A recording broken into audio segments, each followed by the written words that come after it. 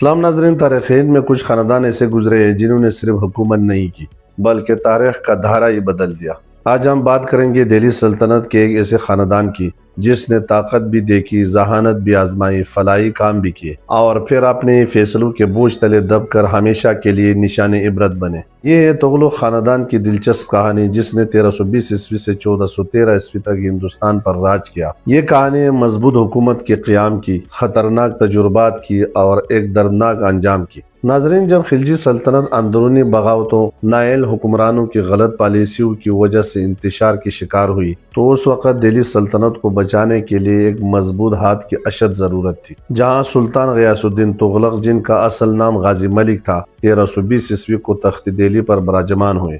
یہ غیر معمولی مگر حقیقت پسند انسان تھے جو خلجی دور میں ایک کامیاب جرنیل اور منتظم رہ چکے تھے۔ یہ سلطان صرف خیالی خواب دیکھنے والے انسان نہیں تھے بلکہ کھلی آنکھوں کے ساتھ سلطنت چلانے والے حکمران تھے۔ اس نے تخت ہوتے ہی سختی کے ساتھ حکومتی ریٹ قائم کی، انتشار کا خاتمہ کیا، منتشر فوج کو دوبارہ منظم کیا، کرپشن کے خلاف بےرحمانہ رویہ اپنایا اور ٹیکس نظام کو بہتر کیا، کسانوں کو ریلیف دی، انہیں غیر ضروری ظلم و استحصال سے بچایا۔ اسی سلطان نے شاندار تغلق آباد کا قلعہ تعمیر کروایا جو آج بھی ان کی مضبوط سوچ اور دفاعی ذہن کی علامت ہے۔ اگر یہ سلطان کچھ دیر اور زندہ رہتا تو شاید ہندوستان اور تغلق خاندان کی تاریخ کچھ اور ہوتی۔ اب 1325 عیسوی کو ایک حادثے میں وفات پا گئے اور یوں ایک مضبوط آغاز کو ادھورا چھوڑ گئے۔ سلطان غیاث الدین تغلق کے بعد ان کا بیٹا محمد بن تغلق تغنشین ہوئے۔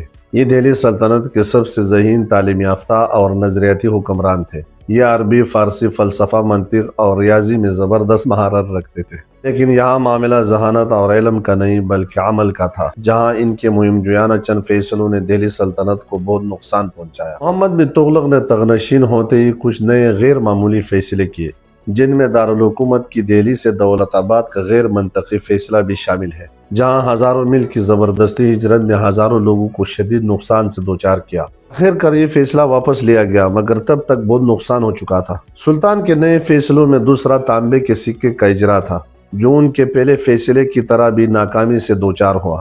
تانبے کی فراوانی کی وجہ سے جہاں ہر جگہ لوگوں نے جعلی سکے بنانا شروع کیے، یوں خزانہ خالی ہوا، معیشت زمیں بوس ہو گئی۔ ٹیکس میں سختی کی وجہ سے کسان بغاوت پر مجبور ہوئے جس سے ریاست بہت کمزور ہوئی۔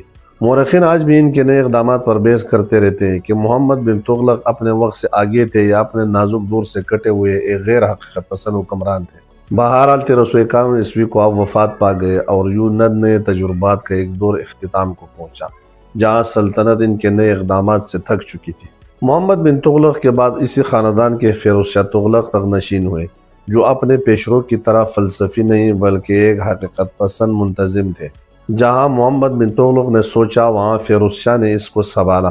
فیروز شاہ تغلق نے تغنشین ہوتے ہی خراب ملکی معیشت کی طرف توجہ دی، زراعت بحال کی، زبردست نہری نظام بنایا، پل، سرائے، مساجد، ہسپتال اور مدرسے تعمیر کیے، غلاموں، مزدوروں اور غریبوں کی فلاح کے لیے خاطر خواہ اقدامات کیے جن کے باعث عوام نے سکھ کا سانس لیا۔ عوامی فلاح کی طرف بہت زیادہ توجہ کی وجہ سے سلطان فیروز شاہ حکومت کے ایک اہم ستون فوج کی طرف خاص توجہ نہ دے پائے جس سے فوج کمزور ہوتی گئی۔ ان کی بڑی غلطیوں میں سے ایک غلطی کوئی خاص واضح جانشین کا نہ چھوڑنا بھی شامل ہے، جہاں 1388 عیسوی میں ان کی وفات کے بعد سلطنت کا زوال شروع ہوا۔ فیروز شاہ کے بعد تغلق خان، ابو بکر شاہ، ناصر الدین، محمد شاہ سوم اور علاء الدین سکندر شاہ تغنشین ہوئے، مگر یہ سب حکمران کمزور، نہ تجربہ کار اور آپسی سازشوں میں الجھے رہے جس کے باعث ریاست اندر سے کھوکھلی ہوتی چلی گئی۔ جہاں بدقسمتی سے 1398 عیسوی کو وسطی ایشیا کے ایک سفاک جنگجو فاتح تیمور لنگ دہلی پر ٹوٹ پڑے